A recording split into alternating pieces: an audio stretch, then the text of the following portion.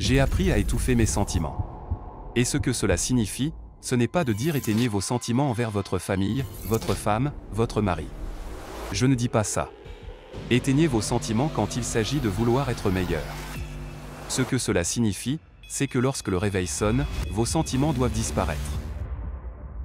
Il pleut dehors, il fait froid dehors, mais vous savez que vous devez vous lever et faire ces longues heures de travail. C'est de cela que je parle. Vos sentiments doivent disparaître quand vous savez que tout le monde est rentré chez soi, mais vous voulez être le meilleur vendeur du monde, ou le meilleur avocat du monde. Quoi qu'il en soit, lorsque tout le monde s'en va, il n'y a qu'une lumière allumée dans un immeuble de 15 étages. Chaque bureau est dans le noir sauf un.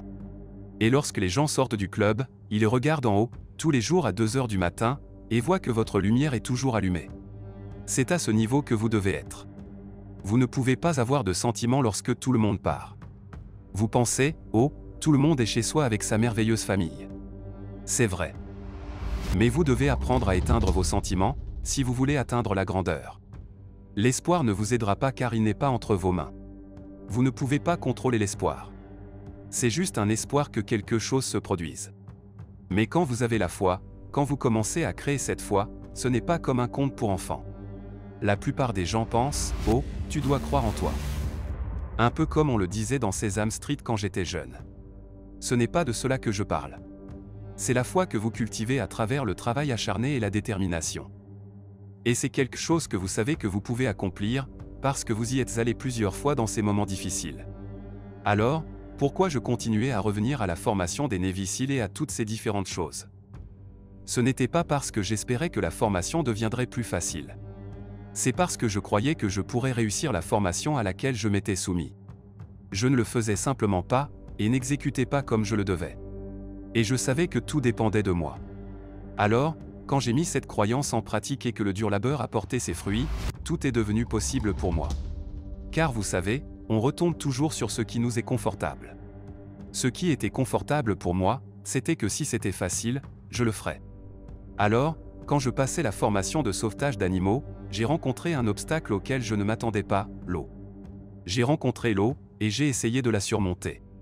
J'allais à la piscine, j'essayais encore, mais mon esprit n'était pas assez fort.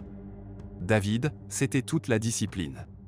Être vraiment engagé envers quelque chose, ce n'est pas comme « Oh, je veux être médecin, mais quand je rencontre un obstacle, je ne veux plus l'être. » Non, c'est « Je serai médecin, coûte que coûte. » J'avais besoin de cet engagement, et David Goggins ne connaissait pas cet engagement.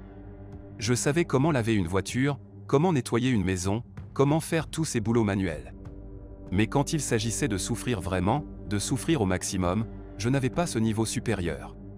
Le David Goggins que je connaissais n'était pas suffisant. Alors je suis allé dans mon laboratoire mental, et j'ai réalisé que je voulais être grand. Mais je n'avais pas la grandeur en moi. J'ai dû alors créer une version de moi qui était grande. Dans mon esprit, je mise beaucoup sur la visualisation. Et les gens peuvent penser que c'est une sorte de croyance, qu'importe ce que vous pensez. C'est ma réalité. Je suis allé dans ma tête et je me suis dit, ok. Je veux ressembler à ça. Je veux me sentir comme ça. Je veux être comme de l'acier brut, qui ne s'émousse jamais, qui est toujours tranchant. Ce que je voulais le plus, c'était de faire face à des obstacles que la plupart des gens, y compris moi, fuiraient. Je ne voulais pas fléchir, je ne voulais pas avoir peur, je ne voulais pas fuir.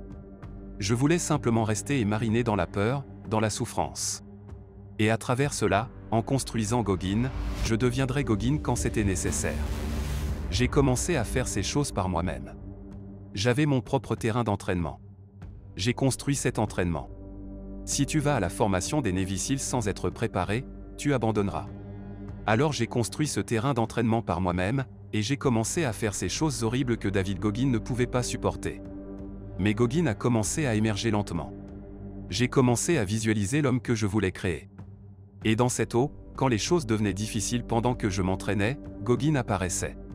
Goggins apparaissait, quand David Goggins commençait à fléchir. Goggins le repoussait et lui disait, « Non, je vais te traîner à travers ça. » Et c'est ainsi que, petit à petit, cet homme a évolué. Goggins est devenu l'homme capable de résister à toutes sortes de tortures et de douleurs, et de continuer à se battre. Je le vois de cette façon. Beaucoup de gens disent ne sois pas comme lui, sois toi-même. Je comprends. Et tu dis que cela n'en valait pas la peine? Pour moi, ça en valait la peine. Je défie ces personnes qui disent « c'est un peu trop ». C'est vrai. C'est pourquoi mon message ne s'adresse pas à tout le monde.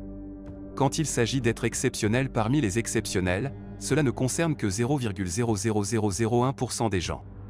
Ce sont ceux qui veulent être parmi les meilleurs des meilleurs, comme Grover, comme Michael Jordan. Ce sont ces personnes qui comprennent ce qu'elles veulent et qui, par-dessus tout, sont déterminées à l'atteindre. Si tu ne veux pas être comme moi, je comprends. Mais est-ce si mal qu'une personne ait des millions sur son compte bancaire? Est-ce si mal qu'une personne ait 2 des meilleurs livres au monde sur la liste de tous les temps? Est-ce mal qu'une personne ait battu toutes sortes de records?